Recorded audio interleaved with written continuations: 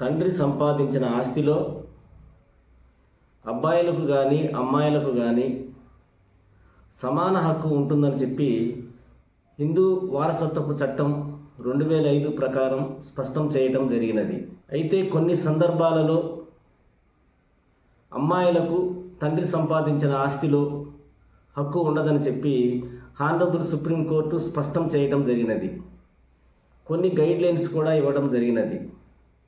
అవి ఏంటో మనం ఇప్పుడు చూద్దాం.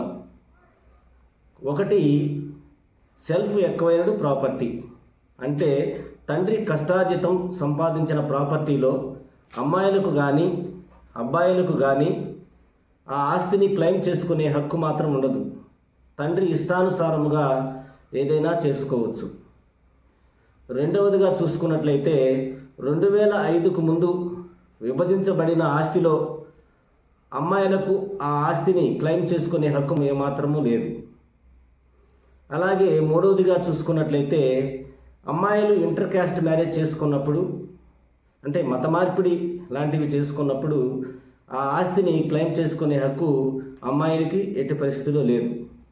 తర్వాత నాలుగవదిగా చూసుకున్నట్లయితే ఏదైనా ట్రస్ట్కు కానీ లేదా స్వచ్ఛంద సంస్థకు కానీ ఆ ఆస్తిని డొనేట్ చేసినట్లయితే ఆస్తిని క్లెయిమ్ చేసుకునే హక్కు కూడా అమ్మాయిలకు ఏమాత్రమూ లేదు.